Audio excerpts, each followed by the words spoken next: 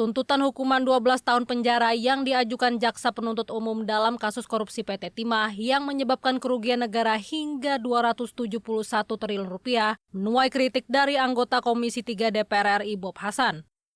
Ia menilai tuntutan tersebut tidak mencerminkan besarnya kerugian yang ditimbulkan dan meminta agar pedoman pemidanaan yang diatur dalam Peraturan Mahkamah Agung Nomor 1 Tahun 2020 diterapkan.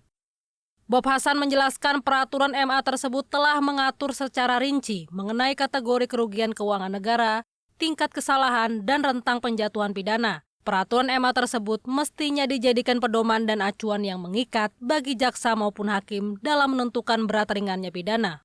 Tanggung-jawaban pidananya tentu sebagaimana sanksi. Nah, kalau di dalam dunia korupsi itu ada peraturan Mahkamah Agung nomor 1 tahun 2020. Di situ tolong dibuka. Kalau kerugian negaranya di atas 100 miliar, maka sanksi hukumannya adalah sekian sampai sekian. Kalau di kerugian negara di atas 200 miliar, tolong dibuka itu. Ada itu, jangan sampai lupa kita itu. Ya, Perma itu belum batal. Peraturan Mahkamah Agung tersebut itu belum batal. Nah, maka oleh karena itu tuntutan pun juga tidak boleh lepas daripada peraturan Mahkamah Agung itu.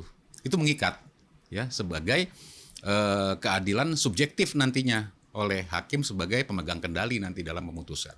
Jadi kita tidak bicara masalah vonis. Selain itu, Bob Hasan mengimbau jaksa dan hakim adil dalam menjatuhkan hukuman, terutama dalam kasus korupsi dengan kerugian negara yang sangat besar. Transparansi dan kepatuhan terhadap pedoman hukum dinilai penting untuk menjaga kepercayaan publik terhadap proses hukum. Bondan dan Divo, TVR Parlemen melaporkan.